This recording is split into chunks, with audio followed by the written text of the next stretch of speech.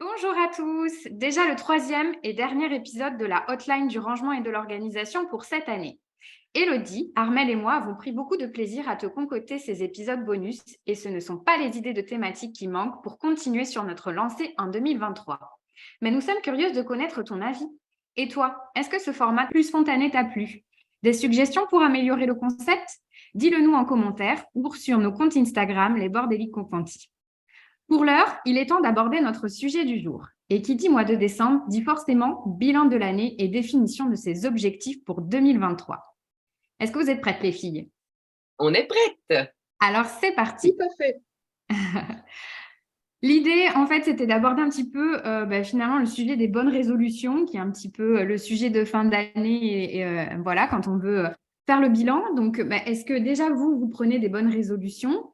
Et la première question qui me vient aussi, c'est pourquoi est-ce que finalement on ne tient jamais ces bonnes résolutions? Ah, alors moi j'ai envie de réagir parce que je trouve ça rigolo. Chaque année, je me dis que je ne prendrai plus de bonnes résolutions et j'en prends quand même. Alors, je me dis que j'en prendrai plus parce que je sais qu'elles ne durent pas longtemps, mais je ne peux pas m'empêcher en fin d'année de faire un bilan. Et donc moi j'avais envie de commencer par ce mot-là, le côté bilan. En fait, on est tous des êtres cycliques, hein. C'est pas linéaire la vie, c'est vraiment des cycles qui s'enchaînent. Le fait est qu'on a décidé, nous, de vivre dans un calendrier avec les 365 jours par an, avec la fin de l'année qui est posée le 31 décembre. Et donc, toute notre vie, finalement, est organisée en fonction de ce calendrier dans lequel on vit. Et oui, évidemment, fin de l'année, fin décembre, eh bien, on arrive à la fin de tout un processus. Et donc, c'est toujours très agréable de pouvoir faire le point sur qu'est-ce qu'on a fait de tous de plus ces 300 jours qu'on avait à notre disposition. Est-ce qu'on a réussi à atteindre ces objectifs, oui ou non? Et du coup, en fonction de ça, projeter l'année qui suit. Donc, moi, je parlerai plus d'un bilan, parce que c'est vraiment comme ça que j'essaye de le vivre. Je fais le point sur les bons moments et puis même les difficultés, parce que la vie, c'est un ensemble des deux. Et j'essaye ensuite, en fonction de ça, de projeter l'année 2023, enfin l'année qui suit, de manière générale. Mais le terme bonne résolution, ça, j'essaye vraiment d'éviter de continuer à me lancer là-dedans, parce que je suis convaincue qu'on ne les garde de toute façon pas très longtemps. Et donc, à la place de nous faire du bien, ces bonnes résolutions peuvent créer une forme de frustration au bout de quelques mois, voire de déception ou de perte de confiance en soi en se disant je m'étais donné plein de beaux objectifs et je ne les ai pas atteints. Donc voilà, je suis toujours un peu partagée entre oui, j'ai envie de prendre le temps d'ouvrir mon carnet, de faire le point et de projeter l'année qui suit, mais non, je ne rentrerai pas dans cette mauvaise habitude de créer des bonnes résolutions que je ne tiendrai pas. Donc je suis partagée. Et toi, Armel? Alors, moi, c'est très marrant parce que c'est pas maintenant que j'ai envie de faire le bilan. Moi, mon idée de bilan, c'est plutôt quand arrivent les grandes chaleurs, parce que je supporte pas la chaleur et je suis beaucoup plus au ralenti que maintenant. Là, je suis plus en période d'action, voilà. Donc, c'est pas le moment, c'est pas parce que c'est la fin de l'année civile que je fais le bilan. Moi, j'aurais plus tendance à le faire en juin. Enfin, quand commence l'été, là, au moment des grandes vacances scolaires. Et parce que pour moi, en gros, ça va être une pause de 2 mois hyper calme, parce que je n'ai plus aucune énergie dans ces moments-là. Et donc, c'est plus à ce moment-là que je ferai le bilan. Et pareil, de toutes les façons, les bonnes résolutions, j'en ai pris combien à propos du sport, par exemple, et qui n'ont jamais tenu. Voilà. Mais ça me fait réagir, Armel, ce que tu dis, parce que moi, je me suis rendu compte que je ne pouvais pas me projeter à plus de 3 mois. Donc, je me suis rendu compte que Oui, 12 moi aussi. mois, se dire fin décembre, qu'est-ce que je vais faire pendant toute l'année? J'ai fait ça pourtant hein, pendant des années. Donc, même si à ce moment-là, j'ai vraiment l'impression que je vois clair et que c'est vers ça que je veux aller, il y a tellement de choses qui se passent en fait entre le mois de janvier et le mois de décembre que très souvent, je tiens bon plus ou moins 3 mois, mais je devrais revoir ces objectifs au moins une fois par trimestre. Et donc, moi, j'en l'envisage beaucoup plus comme ça aujourd'hui. Je viens d'ailleurs de fixer mes objectifs professionnels, parce qu'on peut aussi faire la distinction entre les objectifs Oui. pro et privés, mais en tout cas, pour le professionnel, je le fais souvent ici durant le mois de décembre. Et je me suis dit, Élodie ne va pas voir plus loin que les congés de Pâques, donc mars, avril maximum. parce que je sais qu'à ce moment-là, j'aurais fait tellement de choses autres et différentes finalement de ce que j'avais imaginé que je ne pourrais pas me projeter dans les 3 mois suivants de la même manière. Et comme toi, je refais de toute façon un pré-bilan à l'été. Donc ça, je pense aussi que c'est lié aux saisons. On est des êtres cycliques, on est des êtres qui vivons dans un environnement qui change. 4 fois par an. Enfin, alors, c'est un peu différent en fonction de l'endroit où on vit, mais ici, en Belgique, on a vraiment des saisons qui sont marquées. Donc là, c'est vraiment le début de l'hiver, on sent que les températures baissent, donc notre rythme s'adapte évidemment en fonction des saisons, et donc chaque saison, chaque trimestre peut être l'occasion de refaire un mini-bilan et de reprojeter les objectifs pour la fois suivante. Donc, pourquoi pas rester dans cette dynamique-là, de dire, tiens, j'arrête les bonnes résolutions, je vais plutôt miser sur le terme bilan, et ce bilan, je vais essayer de le faire 1 fois par trimestre plutôt qu'1 fois par an. Alors, je pense que ça dépend aussi du mode de vie des personnes concernées, donc des gens qui nous écoutent dans les auditeurs. Il y a des gens qui ont une forme de répétition beaucoup plus grande parce qu'elles ont un horaire qui est fixe, parce qu'elles ont un travail avec des engagements sur plusieurs mois, voire plusieurs années. Voilà. Et donc, du coup, c'est plus simple de figer des objectifs sur une période plus longue.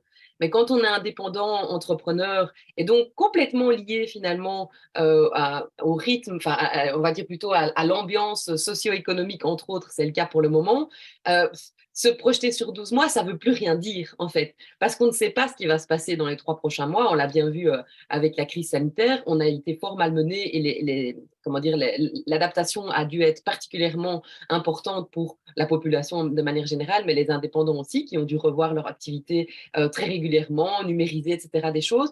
Et donc, si je m'avais démarré l'année, c'était le cas d'ailleurs en 2000, donc c'était en 2020, si je ne me trompe pas, c'était en mars 2021, eh bien moi, j'avais projeté toute mon année, évidemment. Donc, fin décembre 2019, j'avais planifié toute mon organisation, j'avais lancé dans mon agenda en ligne des formations avec des dates pour les séminaires C'est décidé, je change de vie. J'avais pris toutes les inscriptions les unes après les autres, j'avais rempli mes séminaires toute mon année.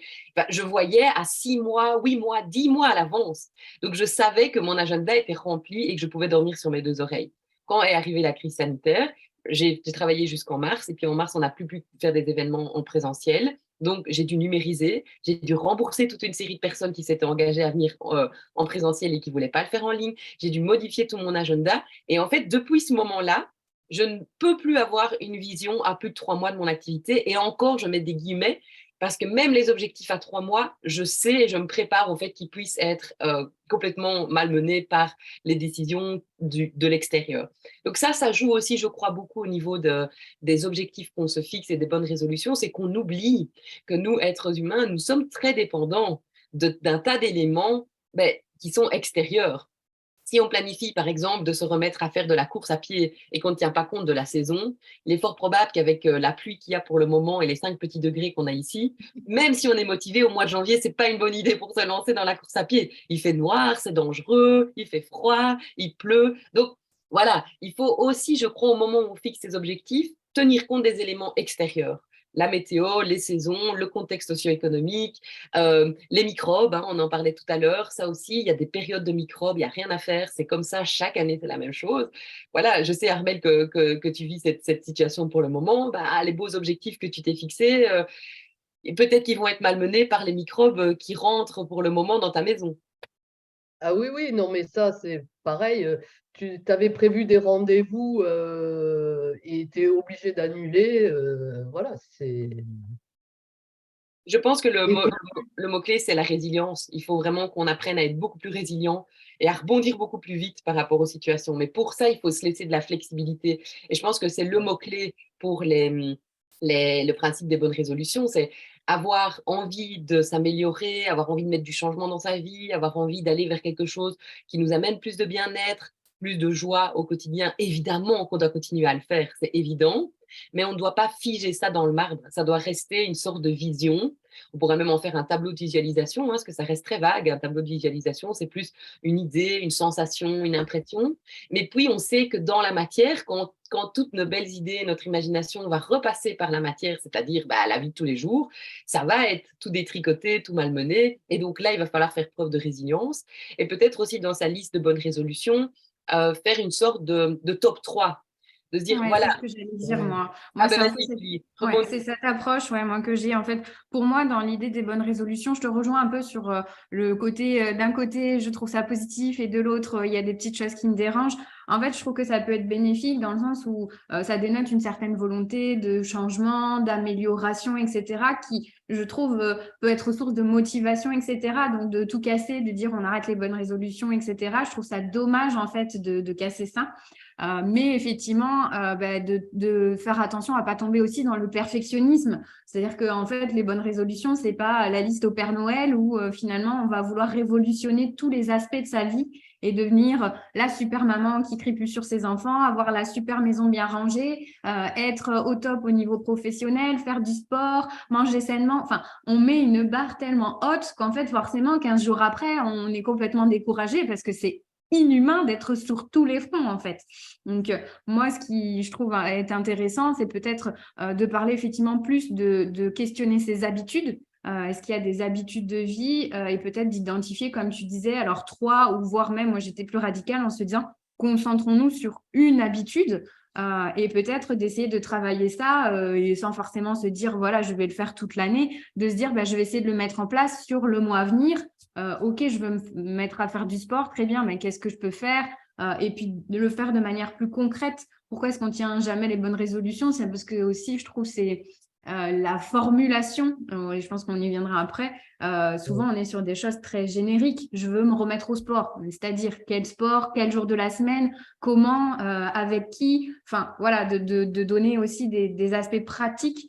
Du coup, ça peut aider à se mettre en action plus facilement parce que quand c'est un peu flou, un peu vague, je trouve que la tentation de passer un peu l'objectif à la trappe est plus grande parce qu'en fait, voilà, on n'a pas concrètement un plan d'action précis en fait, quoi. On craint déjà de réfléchir à ah oui, mais alors attends, si je me remets au sport, c'est pour faire quoi, comment? Déjà rien que ça, déjà on risque de perdre sa motivation en fait, quoi. Et puis surtout, quand on se fixe un objectif bien précis, pour pas qu'il paraisse comme une montagne insurmontable, le diviser en petites en tâches et ces tâches les diviser en sous-tâches pour se donner des objectifs beaucoup plus raisonnables et à notre portée. C'est évident, j'allais dire, c'est la technique SMART hein, dans les activités professionnelles. Oui. Donc, c'est vrai pour des objectifs privés, mais c'est vrai pour des objectifs pro aussi. Il faut que ça soit un objectif qui soit sensé, qui soit mesurable, qui soit atteignable, qui soit réaliste et qui soit fixé dans le temps. Voilà. Après, on peut rajouter le E et le R. Je crois que c'est pour le côté écologique et responsable. Donc, on peut ajouter d'autres éléments dans quel type d'objectifs on se fixe et comment on les transforme une idée en action. Moi, ce que j'avais envie de dire aussi, c'est que tu as tout à fait raison, Julie, et à mon avis, on doit avoir un trait commun à ce niveau-là, c'est que moi, quand je m'engage vis-à-vis de moi-même, je peux devenir hyper, comment dire, perfectionniste et le pire des patrons pour moi-même. Donc, si je me suis dit qu'avant telle date, je devais arriver à faire ça, je vais me foutre une pression toute seule, me mettre dans des situations que je ne veux pas vivre, mais voilà, moi-même, personne, moi, j'ai plus de patron depuis bien des années, mais je suis vraiment la pire des patronnes pour moi-même. Donc, on peut peut-être donner comme petit truc aux auditeurs que finalement, une bonne résolution, elle reste bonne, c'est-à-dire positive, tant qu'elle nous fait du bien. À partir du moment où cette bonne résolution, finalement, nous entraîne dans un mode de fonctionnement qui ne nous fait pas du bien, qui ne nous rend pas heureux, qui nous rend un peu esclaves de nous-mêmes, en fait, dans notre manière de vivre, alors là, on doit aussi pouvoir s'autoriser à dire stop. Ça m'a fait du bien pendant un temps, c'était chouette, mais là, aujourd'hui, je sens que c'est plus juste pour moi et je m'autorise à dire stop. Et je ne suis pas quelqu'un de nul ou quelqu'un d'incapable pour autant. Justement, je suis suffisamment conscient et responsable de moi-même pour me rendre compte que ce qui m'a fait du bien en décembre, c'est-à-dire cette vision, cette liste d'objectifs, aujourd'hui, c'est plus ce que j'ai envie de faire. Et donc, moi, je reviens toujours à cette idée de saison, mais c'est évident que pendant l'hiver, moi, je suis pas du tout dans le même mood qu'au printemps. Donc, pendant l'hiver, je vais être beaucoup plus dans du cocooning, je vais me relancer dans des formations, je vais essayer de me fixer vraiment des journées types avec des créneaux horaires pour le travail, un certain temps pour la méditation. Donc, je suis vraiment beaucoup plus renfermée sur moi-même. Du coup, je dégage beaucoup de temps pour quelque chose de très structuré. Et puis vient le printemps. Et quand le printemps arrive, alors là, il y a tous mes objectifs qui volent à l'eau parce que j'ai un copain qui m'appelle et qui me dit on ferait bien un barbecue avec tous les enfants et schlac, toute mon organisation a foiré. Tout d'un coup, je me rends compte que j'ai envie de tondre la pelouse. Il est 10 heures du soir, mais je me dis il faut encore clair, allez, c'est parti, j'y vais, je donne un coup de tondeuse. Et donc, il n'y a plus aucune structure dans mes journées. Mais c'est aussi ça qui fait le plaisir du printemps, c'est qu'on est justement dans cette montée d'adrénaline, de plaisir, d'énergie. Et donc, à ce moment-là, je préfère passer du temps à l'extérieur qu'à l'intérieur. Et donc, j'ai déjà remarqué que, par exemple, les formations que je démarre en janvier-février, je suis incapable de les terminer après le mois d'avril.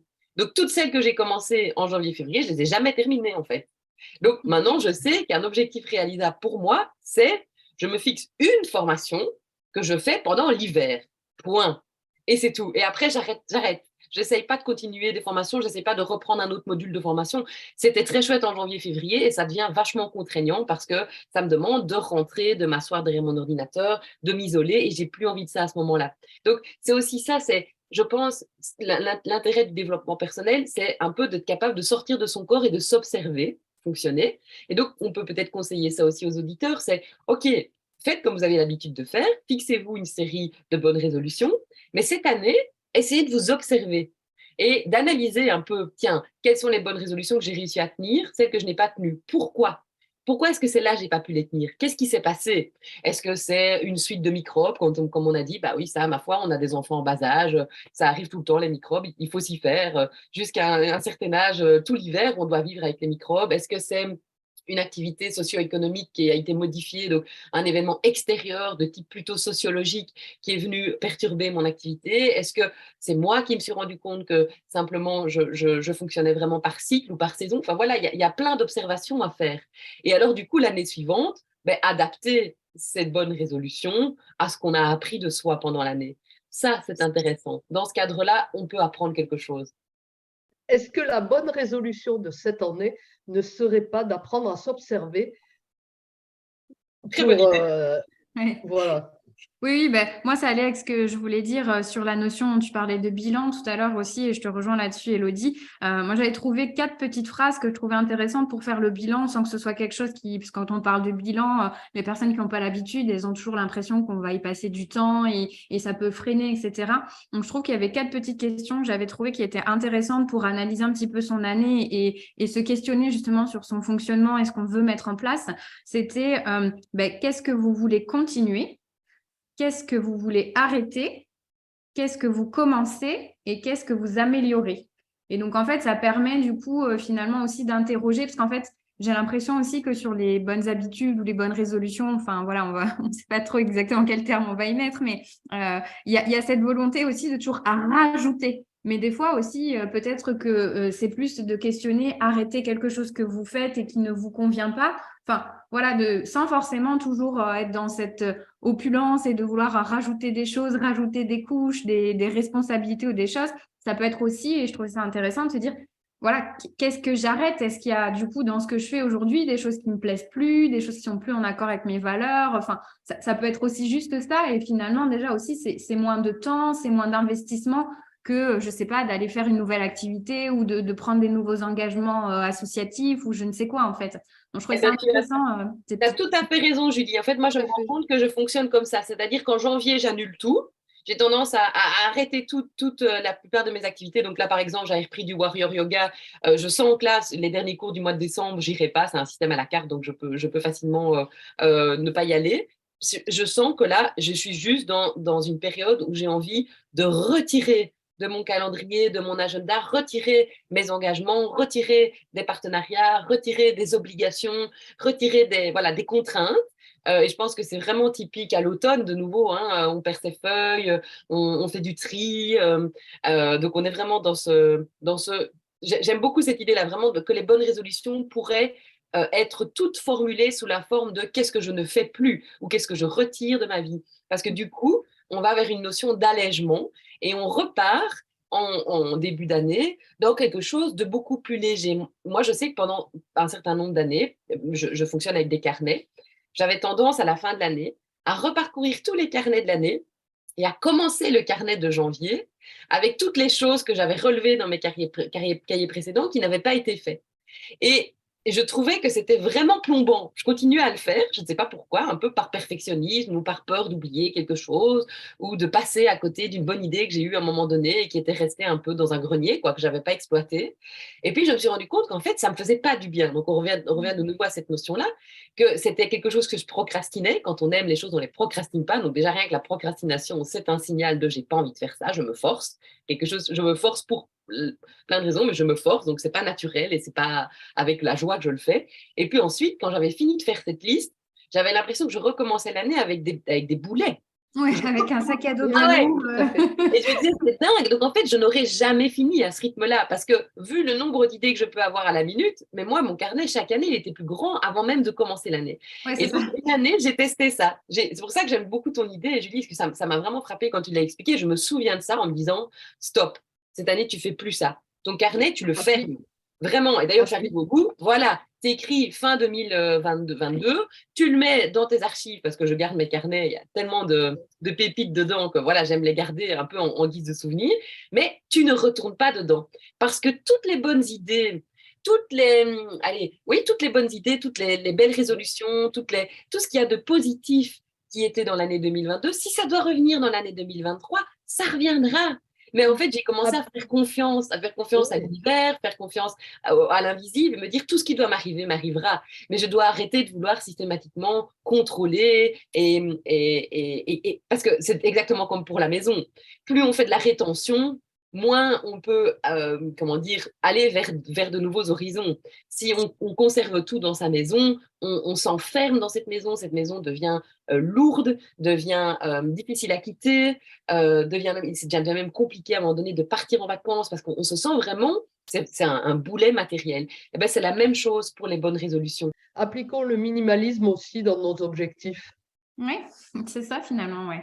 Ouais. Et puis, comme tu disais, par rapport à après l'énergie, avril, le printemps, etc., qui arrive, finalement, on a fait en gros place nette pendant du coup ces 3 premiers mois de l'année pour justement, une fois que l'énergie est là, qu'il y a peut-être de nouvelles opportunités, des choses qui vont arriver, du coup, avoir de la place à accorder à toutes ces activités ou toutes ces envies un petit peu quand l'énergie sera de nouveau du coup plutôt haute en fait. Je trouve que c'est intéressant comme concept, ouais. Tout à fait. Saisir les opportunités, mais il faut pour les saisir, il faut commencer par désencombrer. Donc, ces bonnes résolutions, elles doivent aller dans ce sens-là, en tout cas. Comme tu dis, elles ne doivent pas aller dans le sens de je me rajoute des responsabilités, des choses à faire, quelque chose de lourd. Mais non, dans ma bonne résolution, je vais vraiment vers quelque chose de moins contraignant. Il y a un truc qui m'a frappé aussi tout à l'heure en parlant. Moi, je me suis amusée à aller voir en numérologie quel était le numéro de mon année 2023. Donc, on prend sa date de naissance. Moi, c'est le 26 juillet. Donc, 26 juillet et on met 2023 derrière et on additionne individuellement chacun des chiffres. Et on arrive dans mon cas dans l'année 4. Et l'année 4, c'est l'année du travail. Et donc, quand j'ai vu ça, je me suis dit, oh non, punaise, pas encore, j'ai l'impression de faire que ça. Ça, c'est bossé, moi, ça suffit. C'était très drôle. Je me dis, ah tiens, une année 8, 9, là c'est bien, fin de cycle. Ou année 1, on redémarre plein de choses de nouveau. Mais non, il se fait que pour moi, l'année en numérologie, l'année prochaine, c'est l'année 4. Eh bien, après, j'ai accepté. Je me suis dit, oui, ça va être. Alors, le travail ne veut pas dire quelque chose de lourd, de nouveau, de pénible. Ça veut dire que je suis en train de mettre en place plein de nouvelles choses. Et oui, il y a évidemment un effort mesuré et conscient et qui est fait dans le plaisir, mais qui devra peut-être encore être fait. Et donc, voilà, la numérologie, ça peut être intéressant parce que du coup, me fixer des objectifs de voyager 10 mois de l'année ou de me reposer sur mes lauriers, si j'essaye de démarrer cette année comme ça va déjà coincer parce que c'est vraiment pas ma mission pour l'année prochaine. Après, moi, ça me fait penser à ce que tu disais.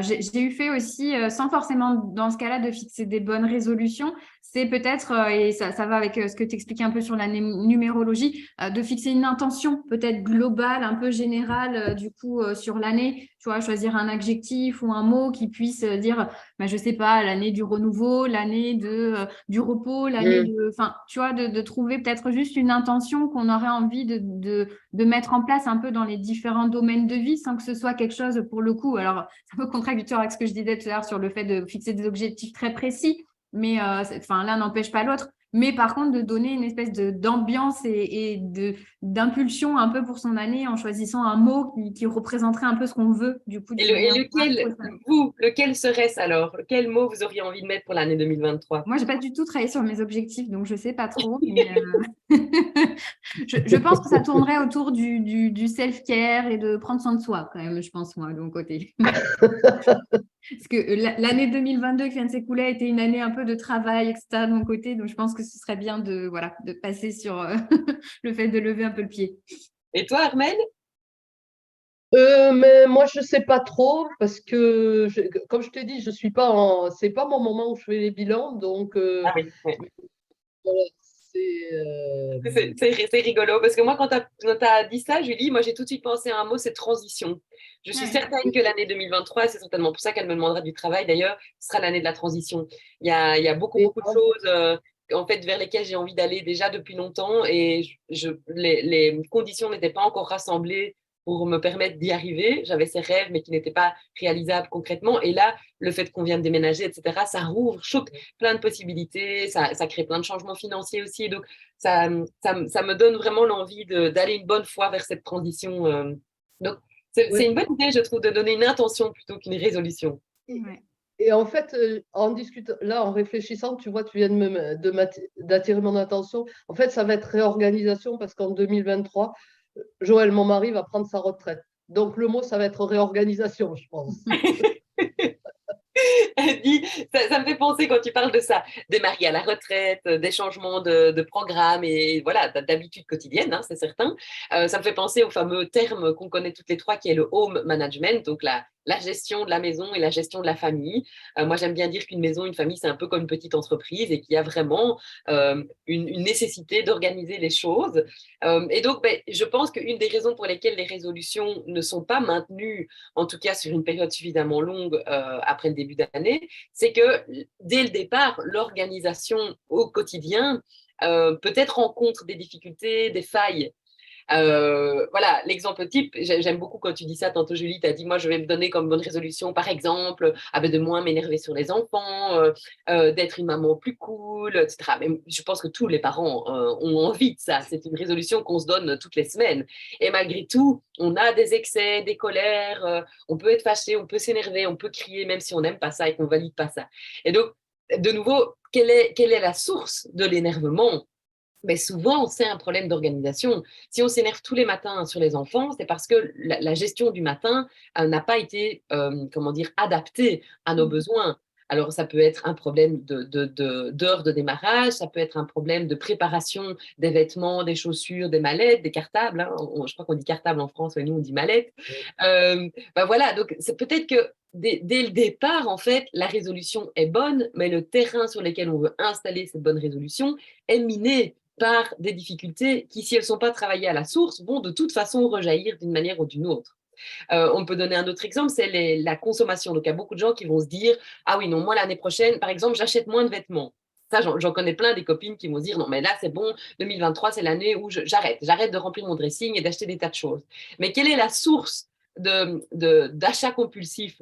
Souvent, c'est lié à une frustration, à un mal-être au niveau du travail, à un manque de confiance en soi, un problème d'image. Enfin, c'est tout ça qu'il y a derrière le vêtement. Hein. D'ailleurs, le vêtement est un outil de développement personnel à part entière. C'est magique quand on ouvre cette porte-là.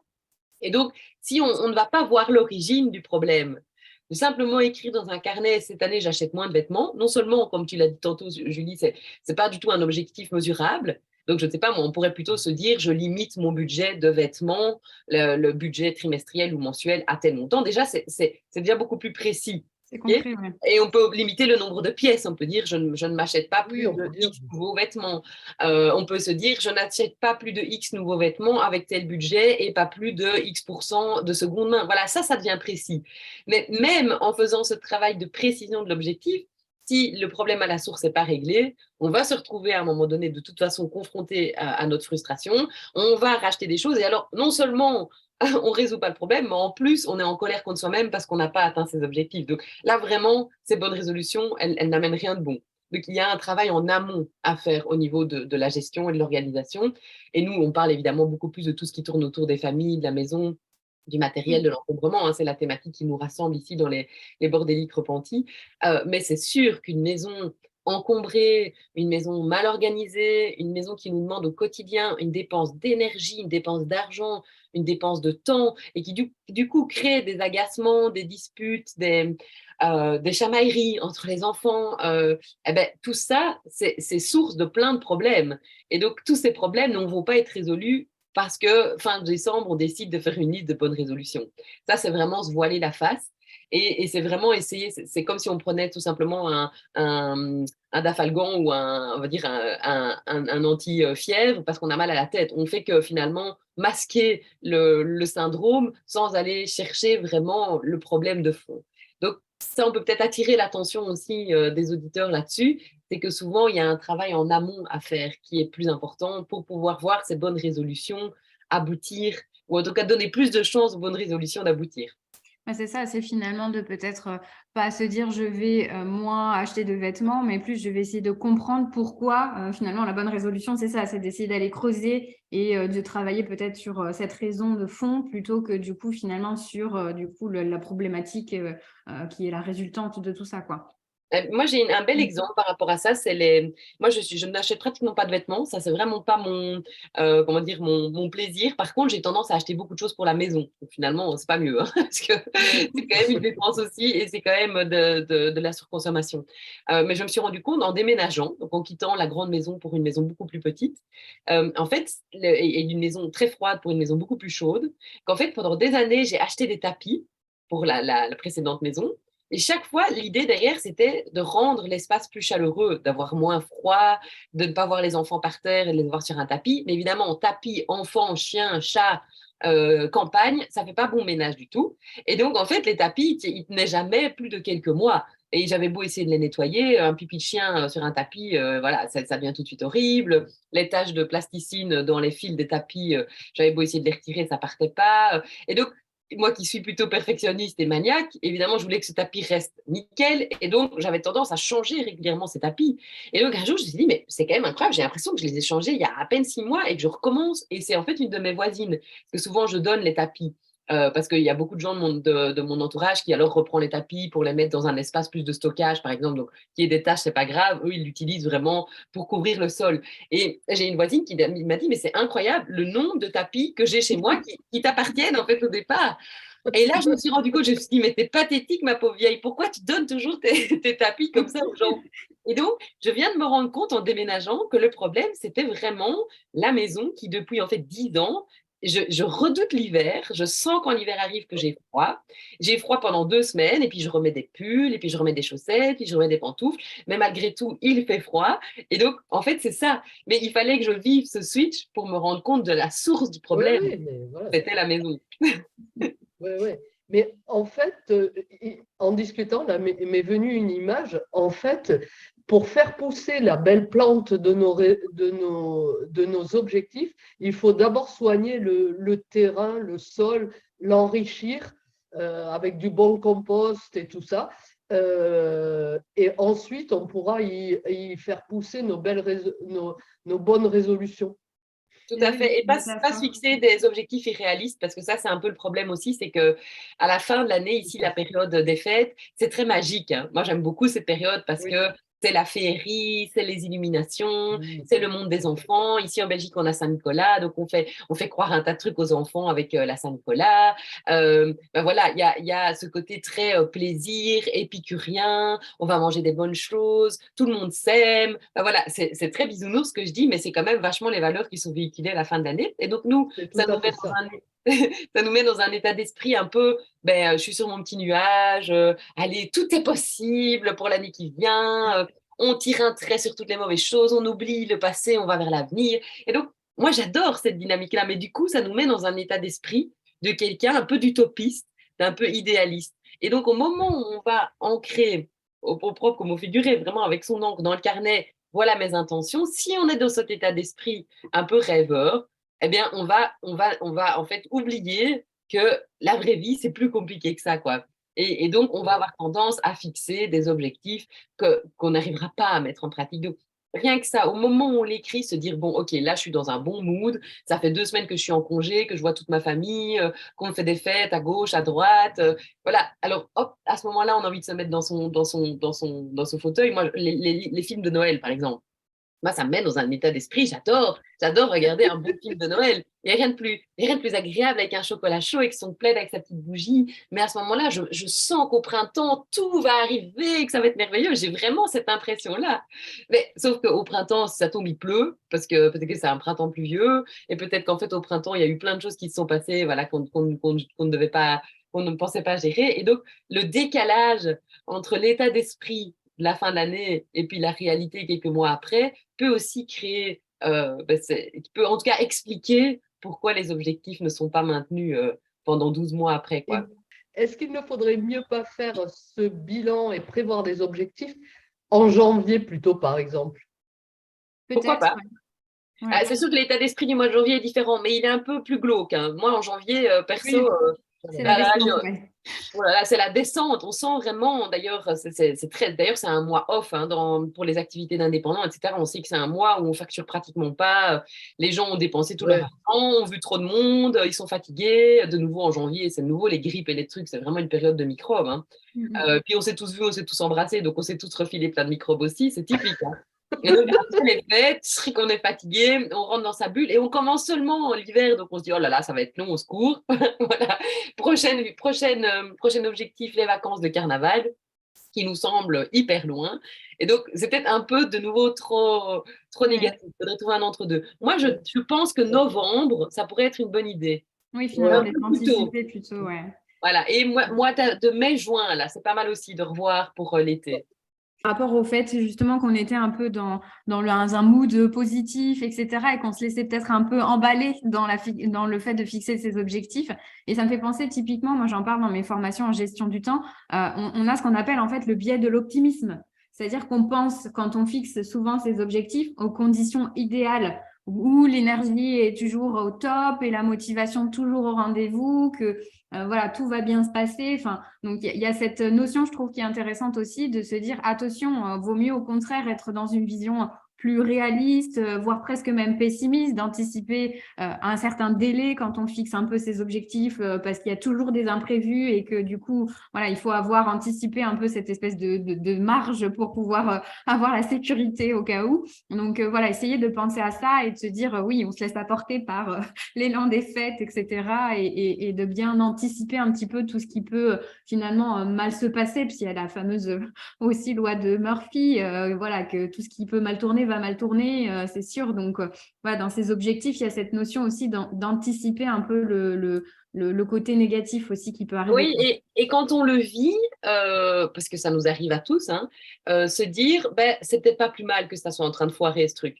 Voilà, moi je me le dis souvent, quand une activité n'a pas lieu, quand un séminaire s'annule, quand une formation voilà, est modifiée en dernière minute, ou quand un truc que j'attendais depuis longtemps, subitement voilà, est revu ou replacé à un autre moment. Vraiment, pendant des années, j'ai eu tendance à de nouveau à me dire, ah punaise, ça se passe jamais comme je veux, il faut toujours que ça se mette comme ça, et blablabla, blablabla, et pourquoi, mauvais karma. Et donc ça, c'est vraiment la loi de l'intention, c'est la pensée créative, c'est si on pense comme ça, ben, on se raconte une histoire autour de ça, et finalement, c'est cette histoire-là qui se passe dans notre vie. Moi, aujourd'hui, je suis tout à fait dans un autre état d'esprit, et si une formation s'annule ou qu'un événement, de nouveau indépendant de ma volonté, hein, la plupart du temps, je me dis, OK, il y a certainement une bonne raison pour laquelle cette bonne résolution, j'ai pas su la tenir. Il y a certainement autre chose, en fait. Mon énergie doit être mise ailleurs. Et faire confiance et se dire, un jour, je comprendrai pourquoi ça s'est pas mis comme ça. Je ne peux pas le voir maintenant parce que je suis le nez dedans. Et peut-être que dans quelques mois, en faisant le bilan de l'année 2023, donc fin 2023, on se dira, bah oui, logique, c'était pas ça que je devais vivre. Il y avait autre chose qui m'attendait. Voilà. Et donc, ça, c'est le mot qui me vient en t'entendant parler, Julie, c'est faut rester bienveillant envers soi-même. On n'est pas des machines, on est des êtres humains, on est dépendant de tout ce qui se passe autour de nous, comme n'importe quelle plante, comme n'importe quel animal. C'est un écosystème global. Donc, c'est sûr que ce qui se passe même au l'autre bout de la planète a un impact sur nous. On le voit maintenant avec la guerre en Ukraine, etc. Donc, on doit faire avec les événements et on est ici pour vivre des expériences et pour en quelque sorte réaliser la mission qu'on a oubliée au moment où on s'est incarné sur Terre, mais on a des choses à réaliser et faisons confiance, avançons. Et puis on verra bien ce qui se mettra. Alors, quand on se fixe ces objectifs, de nouveau aussi, le moment est agréable. Si c'est devant un petit film de Noël avec ce chocolat chaud et que sur le moment, ça nous fait du bien de projeter ça, n'oublions pas de mettre en dessous de la petite liste, mais je laisse venir à moi tout ce qui doit venir. Je ne bloque rien, je ne fige rien. Je reste flexible, je reste résilient, je reste bienveillant envers moi-même. Et si ça ne se passe pas comme ça, tant mieux. C'est que ça devait se passer autrement. Donc, c'est vraiment garder des intentions positives, quoi, et ne pas s'enfermer dans quelque chose qui va ensuite créer de la colère, de la frustration, voilà, des émotions qui sont très négatives. Moi je trouve que le plus flagrant, c'est les gens qui perdent confiance en eux. Parce qu'hier, je parlais justement avec une fille qui se lance dans une activité d'indépendante et elle me dit, tu sais, je vis très mal le fait qu'au mois de juillet, je me suis dit, j'ai pas les enfants pendant 2 semaines, j'avance à fond dans mon projet.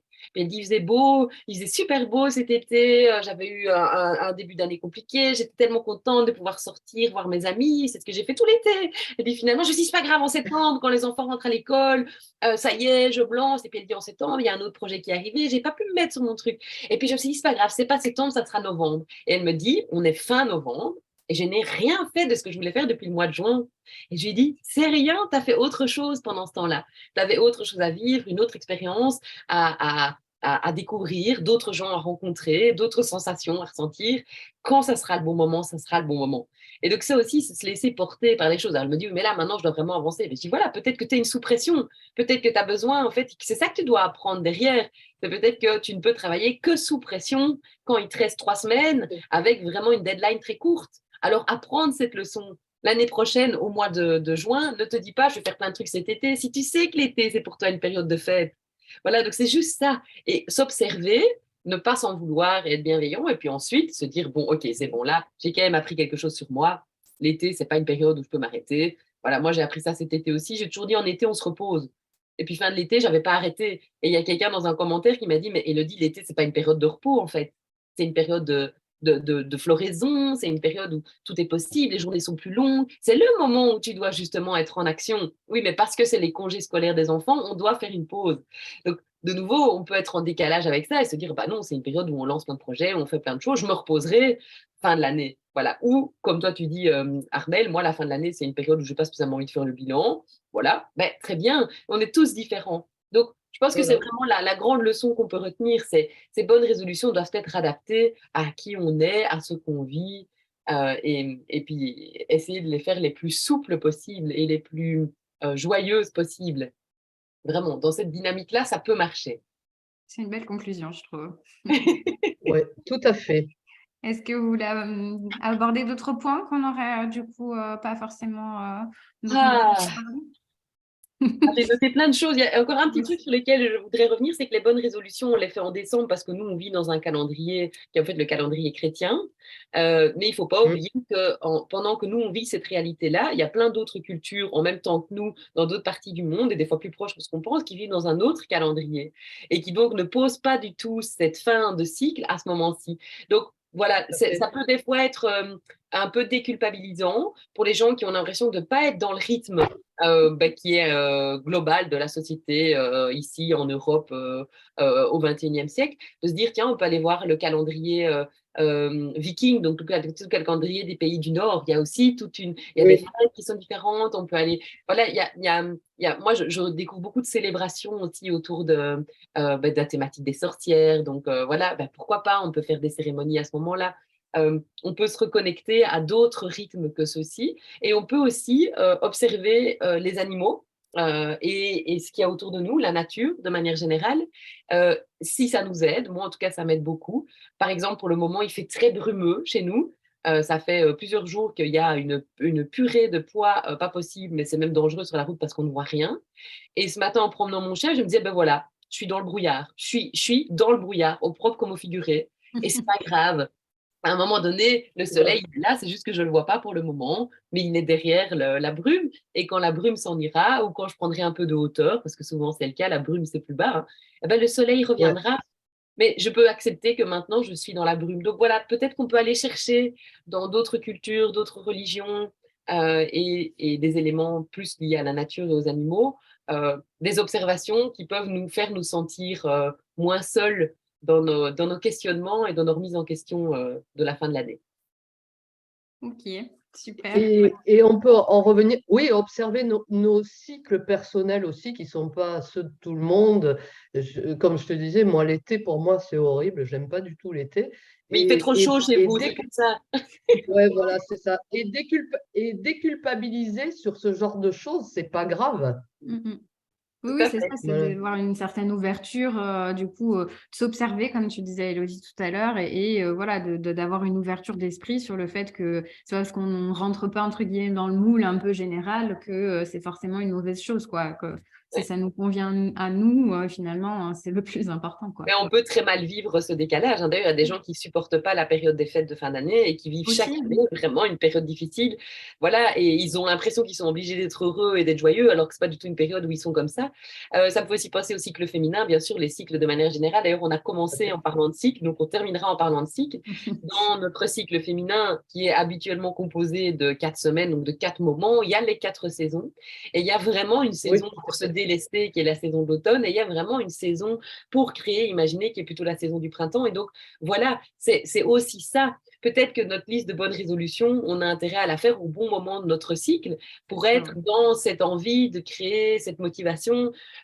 Mais on peut accepter aussi qu'à un moment donné, une série de bonnes résolutions, ben, on les abandonne pendant quelques jours ou quelques semaines. Hein, ça dépend, dans les cycles, c'est très variable, mais tout simplement parce qu'on est à ce moment-là dans un autre état d'esprit. Et ça ne veut pas dire qu'on abandonne pour toujours. On sait que ça va revenir. Et de nouveau, c'est la confiance en la vie.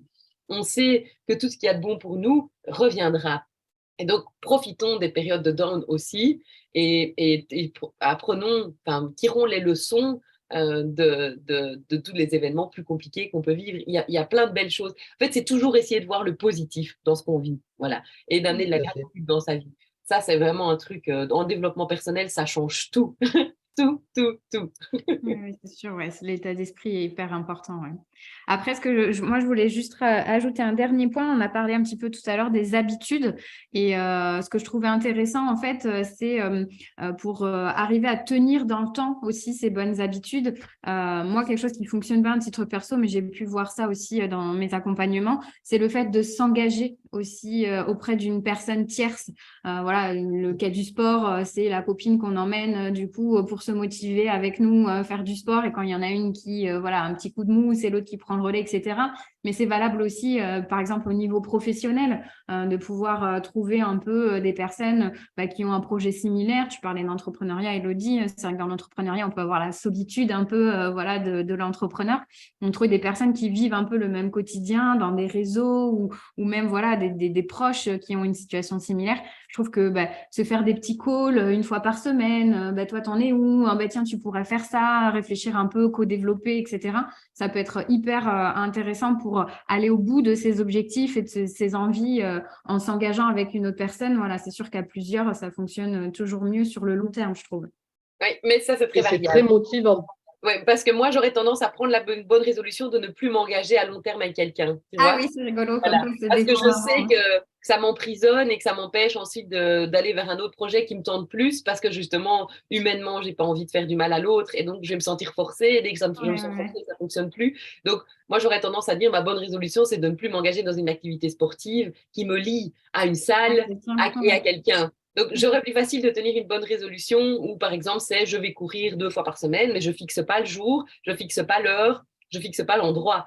Plus c'est libre, plus ça a de chances de fonctionner dans mon cas. Oui, c'est rigolo. Voilà, mais de nouveau, c'est apprendre à se connaître. Hein. C'est ça qui est génial. C'est adapter ces bonnes résolutions à ce qu'on sait de nous et les faire évoluer parce que chaque année, on apprend un peu plus sur soi. Sinon, on n'évolue pas. Donc, voilà, c'est beaucoup de choses comme quoi le sujet des bonnes résolutions ouvre sur... Finalement, on a été très inspirés. On a eu pas mal de choses à dire. Merci. Je pense que du coup, effectivement, on a donné pas mal de pistes. Du coup, voilà, à vous de piocher un petit peu sur ce qui vous intéresse le plus. Et puis, j'espère que vous avez passé un beau moment, les filles. Du coup, très beau, merci. C'était très chouette. Merci. On vous souhaite une bonne journée et puis merci d'être toujours en rendez-vous et on vous dit à l'année prochaine. N'hésitez pas à interagir sous l'épisode ou sur le compte Instagram. Bye bye. Bye bye. Bye bye.